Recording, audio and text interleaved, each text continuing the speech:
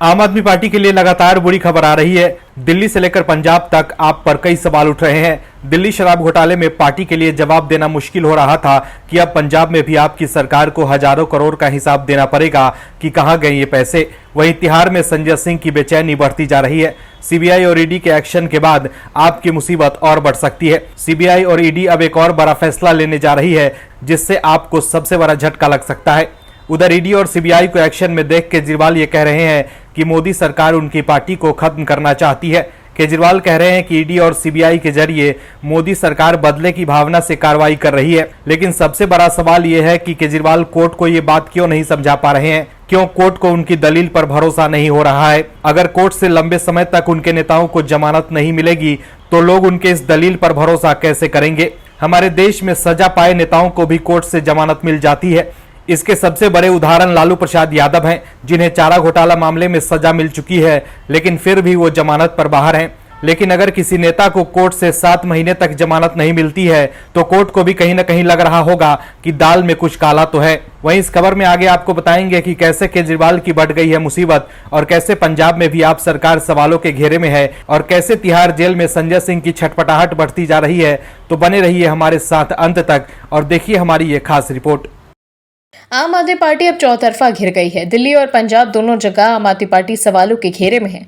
आपकी सरकार जहां जहां है वहां वहां छीछा लेदर मचाए हुए है या आम भाषा में कहें तो घिना दिए है। केजरीवाल की आम आदमी पार्टी सरकार जहां जहां वहां पैसों को लेकर इतनी अधिक अनियमितता है जिसे देखो बस ऐसा लगता है कि वो राजनीति में सिर्फ पैसा कमाने के लिए ही आए थे। पहले दिल्ली में पैसों की हेराफेरी तो अब पंजाब में भी ये सुगबुगाहट होने लगी है कि पंजाब में भी पैसे का झोल हुआ है, क्योंकि पंजाब के महामहिम पूछ रहे हैं कि कर्जा कैसे हुआ और कर्ज लिए गए पैसों का आपने क्या किया, लेकिन मान साहब बता ही नहीं पा रहे हैं। दरअसल पंजाब में सरकार और राजभवन के बीच तनातनी जारी है। पंजाब सरकार की ओर से 1.5 साल में लिए गए कर्ज का हिसाब लेने के बाद राज्यपाल बनवारी लाल पुरोहित ने अब सरकार से खर्च किए एक एक पैसे का विस्तार से हिसाब मांग लिया है। राज्यपाल ने कैग की रिपोर्ट का हवाला देते हुए मुख्यमंत्री से सभी अघोषित खर्चों का ब्यौरा देने को कहा है। राज्यपाल बनवारी लाल पुरोहित ने मुख्यमंत्री भगवंत मान पर राज्य के वित्तीय संसाधनों का कार्यकुशलता के साथ प्रबंधन नहीं करने का आरोप लगाया।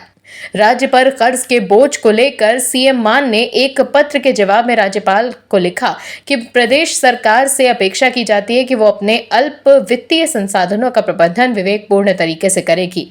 राज्यपाल ने लिखा, हालांकि उपलब्ध जानकारी के अनुसार राज्य सरकार अपने वित्तीय संसाधनों का प्रबंधन प्रभावी और कुशल तरीके से नहीं कर रही है। राज्यपाल बनवारी लाल पुरोहित ने राज्य विधानसभा की ओर से बजट में स्वीकृत राशि से 10,000 करोड़ रुपए ज्यादा कर्ज जुटाने पर भी सवाल उठाया। राज्यपाल ने कहा कि राज्य सरकार ने 2022-23 में 23,835 करोड़ रुपए की स्वीकृत राशि के मुकाबले 33,886 करोड़ रुपए कर्ज किया। पंजाब के राज्यपाल पुरोहित ने कहा कि जाहिर है कि इसका इस्तेमाल पूंजीगत संपत्ति के निर्माण के लिए नहीं किया गया है। ऐसे में अतिरिक्त कर्ज का इस्तेमाल कहाँ किया गया, ये स्पष्ट करने की जरूरत है। पुरोहित ने लिखा कि ये इस तथ्य से स्पष्ट है कि प्रभावी रूप से पूंजीगत व्यय अनुमानित 11,375 करोड़ रुपए के मुकाबले 1,500 करोड़ रुपए से ज्यादा घटकर 9,691 करोड़ रुपए रह गया। इस संबंध में संशोधित अनुमानों के अनुसार अतिरिक्त कर्ज का इस्तेमाल पिछली ब्याज देनदारी के आंकड़ों की तुलना में मुख्यमंत्री की ओर से प्रस्तुत आंकड़ों में बहुत ज्यादा अंतर है। राज्यपाल के पत्र के अनुसार राज्य सरकार ने कर्ज में 47,107 करोड़ रुपए की बढ़ोतरी का आंकड़ा प्रस्तुत किया, जबकि सीएजी के मुताबिक 1 अप्रैल 2022 से 31 अगस्त 2023 तक यह आंकड़ा 49,961 करोड़ रुपए था। तो देखा आपने कैसे अब पंजाब में भी आम आदमी पार्टी की सरकार पर खर्च किए गए पैसों और कर्ज को लेकर सवाल उठ रहे हैं।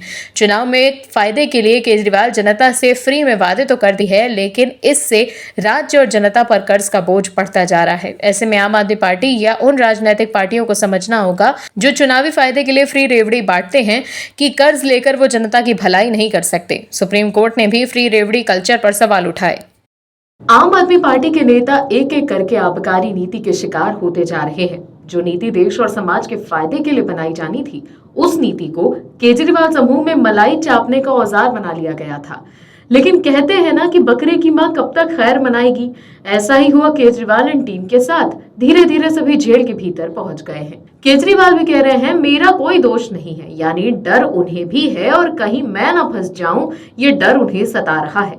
पहले केजरीवाल के दो प्रमुख नेता जैन और सिसोदिया तिहाड़ जेल गए और अब तीसरे नेता संजय सिंह भी तिहाड़ पहुंच चुके हैं और तिहाड़ में संजय सिंह की नींद उड़ गई है। संजय सिंह को लग रहा है कि मैं कितने महीनों तक अंदर रहूंगा, क्योंकि 7 महीने से तो मनीष सिसोदिया ही अंदर हैं।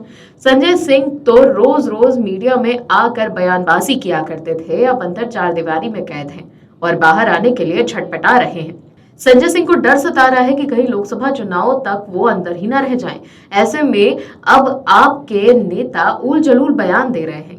दिल्ली की अब निरस्त आबकारी नीति से जुड़े एक मामले में प्रवर्तन निदेशालय यानी ईडी द्वारा गिरफ्तार किए गए आम आदमी पार्टी के नेता संजय सिंह ने रिहाई की मांग करते हुए दिल्ली उच्च न्यायालय से कहा कि धन शोधन निरोधक कानून उत्पीड़न का औजार नहीं हो सकता। आम आदमी पार्टी के राज्यसभा सदस्य संजय सिंह के अधिवक्ता ने दलील दी कि उनके मुवक्किल की गिरफ्तारी अवैध दुर्भावना से प्रेरित तथा सत्ता के दुरुपयोग का स्पष्ट उदाहरण है, इसीलिए ईडी की हिरासत में भेजने के निचली अदालत के आदेश को दरकिनार किया जाए। वरिष्ठ वकील विक्रम चौधरी ने न्यायमूर्ति स्वर्णकांत शर्मा के सम्मुख कहा कि धनशोधन रोकथाम अधिनियम उत्पीड़न का औजार नहीं हो सकता। यदि ऐसी छूट दी जाती है तो कोई सुरक्षित नहीं है। ये सत्ता के दुरुपयोग का स्पष्ट उदाहरण है। अब संजय सिंह लाख कहें कि वो निर्दोष हैं, लेकिन ईडी ने ये दावा किया है कि संजय सिंह के खिलाफ उनके पास पुख्ता सबूत हैं।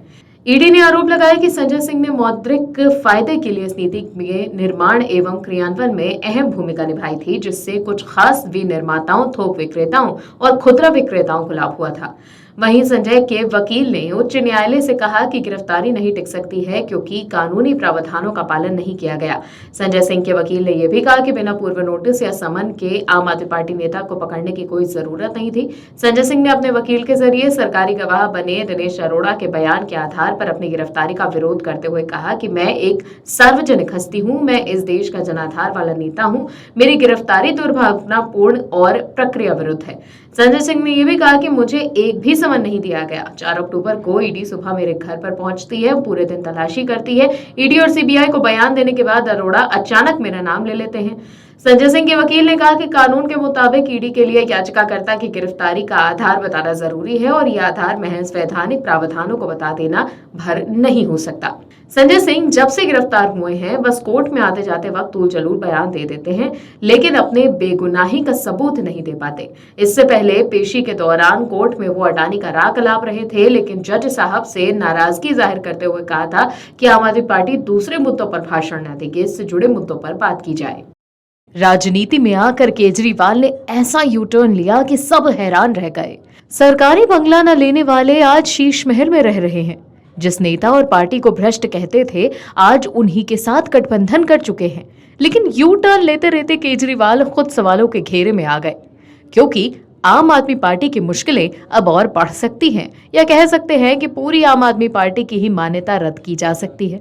आम आदमी पार्टी जो एक जमाने में ईमानदारी का दावा ठोकती थी, शायद आजादी के बाद पहली ऐसी पार्टी बन जाएगी जो राष्ट्रीय पार्टी बनने के बाद भी खत्म हो जाएगी। पीएम मोदी के राज में जो चाबुक आम आदमी पार्टी पर चला है उसने पूरी आम आदमी पार्टी को ही पंगु बनाकर छोड़ दिया है। क्या केजरीवाल और क्या निचले स्तर का नेता सभी उस शराब नीति से पल्ला झाड़ रहे हैं जिस पर उन्हें कभी नाज हुआ करता था। केजरीवाल साहब ने जो भ्रष्टाचार की पटकथा लिखी वो पूरी आम आदमी पार्टी का ही काल बन सकती है। अगर ईडी केजरीवाल आम आदमी पार्टी को भी पूरे मामले में आरोपी बनाती है तो क्या होगा आम आदमी पार्टी के साथ, बताते हैं आपको। ईडी ने सुप्रीम कोर्ट को बताया है कि शराब घोटाले में आम आदमी पार्टी को आरोपी बनाकर जांच किए जाने पर विचार किया जा रहा है। ईडी के इस रुख के बाद अब आम आदमी पार्टी पर इसके संभावित असर की चर्चा शुरू हो गई है। जानकारों का कहना है कि दल के रूप में आरोपी बनाए जाने से आम आदमी पार्टी संगठन और इसके नेतृत्व पर सीधा और बड़ा असर होगा और आम आदमी पार्टी को चौतरफा मुश्किलों का सामना करना पड़ सकता है। ईडी अपनी योजना पर अमल करती है तो ये मनी लॉन्ड्रिंग के लिए किसी राजनीतिक दल की जांच का पहला मामला हो सकता है।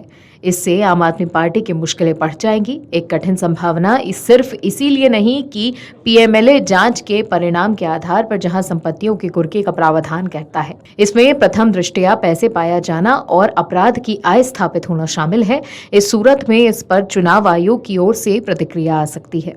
इससे पार्टी के मान्यता रद्द होने की भी आशंका हो सकती है और जांच एजेंसी केजरीवाल से भी पूछताछ कर सकती है, क्योंकि वो ही पार्टी के अध्यक्ष हैं। वहीं ईडी आम आदमी पार्टी को आरोपी बनाती है और आम आदमी पार्टी पर लगे आरोप सही पाए जाते हैं तो भ्रष्टाचार के आधार पर पार्टी संविधान का अनुच्छेद 324, जो चुनाव आयोग को चुनावों का अधीक्षण, निर्देशन और नियंत्रण प्रदान करता है, ऐसे में चुनाव आयोग को विवेक का इस्तेमाल करने और भ्रष्टाचार के लिए किसी पार्टी की मान्यता रद्द करने की व्यापक शक्तियां देता है। पीएमएलए के सख्त प्रावधानों के तहत प्रथम दृष्टया अपराध की प्रक्रिया से संबंधित मनी ट्रेल मिलने पर संपत्तियों को जब्त किया जा सकता है। इसके अलावा चुनाव आयोग भी एक्शन ले सकता है और बात पार्टी की मान्यता रद्द करने तक पहुंच सकती है। खबरों के मुताबिक पिछले साल ही चुनाव आयोग ने अनुच्छेद 324 के तहत अपनी शक्तियों का प्रयोग करते हुए 86 पंजीकृत गैर मान्यता प्राप्त राजनीतिक दलों को डीलिस्ट कर दिया था। इन्हें संबंधित मुख्य निर्वाचन अधिकारियों की तरफ से फील्ड सत्यापन के बाद अस्तित्वहीन पाया गया था। अगर ऐसा होता है तो ये भी भारतीय राजनीति में ऐतिहासिक होगा कि पूरी की पूरी पार्टी ही भ्रष्टाचार के आरोप में खत्म हो जाएगी। लोकसभा चुनाव को लेकर सरगर्मी बढ़ी हुई है। इसी बीच इंडी अलायंस के नेताओं के ऊपर मुसीबत बढ़ती जा रही है। इंडी अलायंस के नेता रोज के रोज रोजगार देने वाले देश के प्रतिष्ठित बिजनेसमैन के ऊपर सवाल उठा रहे हैं। इंडी अलायंस के नेताओं का नया घोटाला अब सामने आ रहा है। विपक्ष जिसकी प्रबल भूमिका होती है कि वो विपक्ष के तौर पर सत्ता पक्ष से सवाल पूछे, लेकिन विपक्ष के नेता इसमें भी भ्रष्टाचार कर रहे हैं। इंडी अलायंस के नेताओं पर आरोप लगा है कि वो दूसरे बिजनेसमैन वर्ग से पैसा लेकर अडानी के खिलाफ सवाल सदन में पूछते हैं और अपना एजेंडा पूरा कर रहे हैं, वो भी दूसरे बिजनेसमैन के पैसे लेकर। ये आरोप टीएमसी की सांसद महुआ मोहित्रा पर लगा, जिनकी हाल ही में शशि थरूर के साथ तस्वीरें वायरल हुई थी। महुआ मोहित्रा के ऊपर इस मामले को लेकर जांच भी बैठ गई है। वहीं महुआ के खिलाफ जांच शुरू होते ही राहुल गांधी अडानी को लेकर एक्टिव हो गए। अब राहुल गांधी ने भी अडानी अडानी करना शुरू कर दिया है। तो क्या है ये महुआ मोहित्रा पर शुरू हुई जांच का इफेक्ट या कुछ और? लोकसभा अध्यक्ष ओम बिरला ने टीएमसी के लोकसभा सदस्य महुआ मोहित्रा के खिलाफ सवाल पूछने के बदले रिश्वत लेने संबंधी बीजेपी के सांसद निशिकांत दुबे की शिकायत को निचले सदन की आचार समिति के पास भेज दिया है। सूत्रों ने यह जानकारी दी है। बीजेपी सांसद ने 15 अक्टूबर को लोकसभा अध्यक्ष ओम बिरला को पत्र लिखकर मोहित्रा पर संसद में सवाल पूछने के लिए एक उद्योगपति से रिश्वत लेने का आरोप लगाया था। वहीं महुआ ने आरोपों को आधारहीन बताया और बिरला से आग्रह किया है कि उनके खिलाफ लगे आरोपों की जांच के लिए समिति गठित करें। लोकसभा की आचार समिति के अध्यक्ष बीजेपी सांसद विनोद कुमार सोनकर हैं। महुआ मोहित्रा ने सीधे तौर पर निशिकांत दुबे का नाम लिए बिना उन पर पलटवार करने के लिए एक्स पर कई मैसेज पोस्ट किए थे और अडानी समूह पर ताजा हमला बोला था।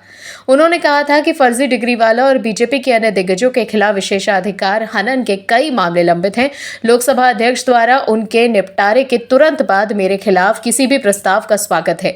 महुआ मोहित्रा पर जांच शुरू होने के बाद अब कांग्रेस नेता राहुल गांधी ने एक बार फिर से अडानी मुद्दा उठाया है और आरोप लगाया है कि अडानी ने 32,000 करोड़ रुपए का घोटाला किया है। राहुल गांधी ने यह भी कहा कि अडानी की वजह से ही बिजली महंगी मिलती है। राहुल ने कहा कि अडानी जी इंडोनेशिया में कोयला खरीदते हैं और उसका हिंदुस्तान में रेट डबल हो जाता है। वो कोयले की कीमत को गलत दिखाते हैं। प्रेस कॉन्फ्रेंस करते हुए राहुल गांधी ने कहा कि लोग जैसे ही बिजली का स्विच ऑन करते हैं अडानी की जेब में पैसा जाता है। अडानी की रक्षा भारत के पीएम कर रहे हैं। दुनिया के बाकी देशों में जांच हो रही है, लेकिन भारत में अडानी को ब्लैंक चेक दिया हुआ है। वो जो मर्जी चाहे कर सकते हैं। लोग 32,000 करोड़ का आंकड़ा याद रखें। पीएम अडानी की जांच क्यों नहीं करवाते? राहुल गांधी ने यह आरोप विदेशी अखबार फाइनेंशियल टाइम्स की खबर को लेकर लगाया है। तो देखा आपने कैसे महुआ मोहित्रा पर जांच शुरू होते ही राहुल गांधी एक बार फिर अडानी के बहाने पीएम मोदी पर निशाना साधने लगे। विपक्षी इंडी गठबंधन के तमाम नेता अडानी पर निशाना साधते रहते हैं, लेकिन महुआ मोहित्रा पर हुए खुलासे से सब हैरान हैं।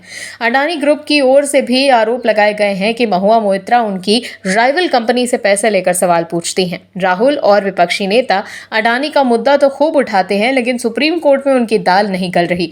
वो कोर्ट को कोई सबूत नहीं दे पा रहे हैं कि सिर्फ आरोप ही लगा सकते हैं। लेकिन इस बार अडानी के चक्कर में महुआ मोहित्रा मुश्किलों में फंस सकती हैं, क्योंकि उनके खिलाफ जांच शुरू हो चुकी है। छत्तीसगढ़ में चुनाव से पहले अमित शाह ने एक चाल चलकर कांग्रेस की नींद उड़ा दी है। गृह मंत्री अमित शाह ने बेमित्रा हिंसा के मामले में सीएम भूपेश बघेल को घेरते हुए कहा कि भूपेश बघेल सरकार ने तुष्टीकरण के लिए और वोट बैंक की राजनीति के लिए छत्तीसगढ़ के बेटे भुवनेश्वर साहू को लिंचिंग करवाकर मरवा दिया। बीजेपी ने यह तय किया है कि हम भुवनेश्वर के हत्यारों को उनके अंजाम तक पहुंचाएंगे और इसके प्रतीक के रूप में भुवनेश्वर के पिता ईश्वर साहू को चुनाव मैदान में उतारा गया है। छत्तीसगढ़ में बड़ा फैसला लेते हुए बीजेपी ने भुवनेश्वर के पिता ईश्वर साहू को चुनाव में उतारकर कांग्रेस को घेर लिया। अब भुवनेश्वर के मुद्दे पर कांग्रेस गिर गई है, जिसके बाद छत्तीसगढ़ कांग्रेस के साथ कांग्रेस की राष्ट्रीय टीम भी तिलमिला गई है। कांग्रेस नेता जयराम रमेश ने ट्वीट कर छत्तीसगढ़ में सांप्रदायिक हिंसा भड़काने का आरोप लगाया।